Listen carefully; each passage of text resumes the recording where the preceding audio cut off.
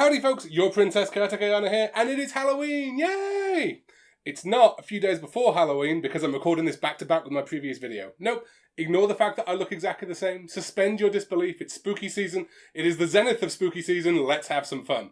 Now, this is a bonus episode, so I'm going to do something I don't normally. I'm going to start off by saying please do like, comment and subscribe on the video if you're enjoying it. It is a bonus video, it's the only time I feel comfortable doing that, but it does really help out the channel so hugely. Now, what better way to celebrate Halloween than with an autopsy? And folks, I don't really know what to tell you about this one.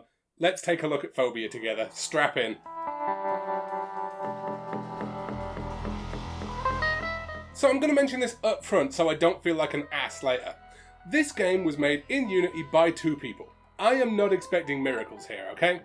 But I am also well aware that Undertale was made by a singular person, and I have played plenty of games on this channel that are either tiny themselves or made by tiny teams, and I have really enjoyed them. Also, this game cost me $8.99 on the Switch store, which is about average for the Swindie games I've played, especially the smaller ones. As far as I am concerned, that means it is absolutely okay to criticise this, regardless of how big a team that made it. With all of that said, why does this game suck so damn much? From the beginning, I will say the game is eye-catching in a pretty good way, actually. The forest background looks good, the offset of your character's jacket plays against it well. Everything is pretty okay, up until you move. Is it just me or is there something completely unnerving about this walk cycle? I mean, I'd say it's supposed to be unnerving and it ties into the game's scary plot, but there isn't one. You know what, actually? I've got to check here, quick racism check, okay? Future Ayana, phobia spelt with an F rather than a PH like that doesn't have some other meaning, does it? No, it doesn't. Mexican metal band, okay. Doesn't have a different meaning though. Okay, the game is supposed to be scary, I guess. So I come to my first jump and I find that the controls are insanely delayed. This is always hard to represent visually, so I'm going to give you some sort of idea here. I can just about lift my hand off the controller, boot my nose and have it back on the controller before the jump has started. This was responsible for approximately 50-60% of my deaths. Then I had to push this box to climb onto a ledge, fair enough. I didn't quite make the jump to the top of the box though, and this happened. Okay, well that looks kind of scary I guess, or possibly hilarious, I'm not sure. Then I push a stick down to walk along a gap, the stick breaks midway with no warning or visual indication that it was going to do so, and I die. See, it's fascinating to me that folks describe this game as either hard or a puzzle game. Folks, that's not a puzzle, that's killing me at random. Also, get used to it because it's going to happen a lot, okay? So I wrestle with the jumping and I work out which entirely unmarked part of the branch is about to break. Then a bird flies over and, I mean, it kills me I guess. There's no death animation or anything, your character just stands there. I'm beginning to think they want to be in this game about as much as I do. The solution to this, puzzle, I guess? We'll call it one. Anyway, the solution is to stand next to this rock and do nothing. The rock then turns out to be, this thing. Look folks, I have to be honest. I'm not sure if this is supposed to be scary. Kind of looks cute to me, but the game is called Fobia. Am I missing something here? Then we complete a couple of brief puzzles, including this water wheel that has spikes on it because, yeah. Then I managed to drown myself despite being on a boat in less than a foot of water. Okay.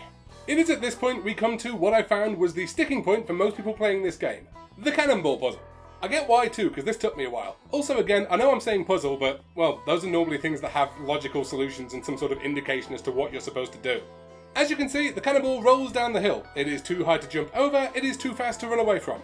After many deaths, I figured out that what you need to do is sort of stand next to this ledge while it's collapsing, which slows down the cannonball because physics are hard, I guess. Then, with the cannonball slowed down, you can make it safely to the river.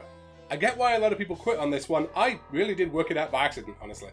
We get to a couple of these things, I don't know what you call them, like rope animal traps, and the hitboxes are bigger than the graphic displaying them on screen, so that's wonderful.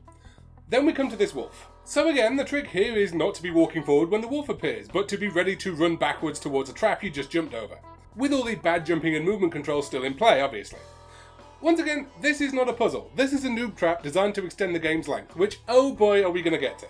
There's another couple of box pushing puzzles here, a couple more noob traps, and then you get chased by this giant spiky water wheel. And I'm just going to stop for a second. I'm going to draw your attention to the really surprising amount of tension there is in this scene right here.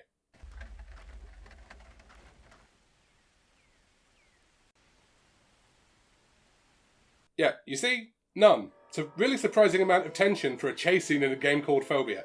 I mean, come on, I know this is a small team, I'm not expecting grandiose music or anything, but you have to do something. We then get to jumping on these bits of slopey rock that give you all the jumping control and precision of a kitten attempting to pounce on a polished floor. You know what, folks? I tapped out right here. You want to hear something else that's really impressive about that? I found a playthrough online and checked. I am at the 17-minute point from installing the game to the end of recording. I am 2/3 of the way through this thing. Truly the scariest thing about this entire title, I paid €9 for this tiny, broken, badly designed mess, and it just seems to fit the name Fobia out of a hat, come to think of it. You know what? Maybe I'm being culturally insensitive here. Maybe there is something about this which is really terrifying to Russia where the developers are. Maybe I'm just missing something completely. Or maybe the thing I'm supposed to be scared of are the really broken controls and everything else about the game. I don't know. Now we will do the formalities though. Hollow, you can come down off that throne. We have a new king for the worst Switch game I have ever played. Hollow was only a couple of bucks. This cost me $9. I will give you the same advice though. Do not buy this. You are only going to encourage it.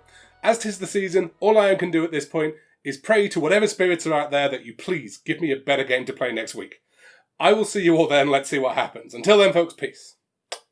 I'm out.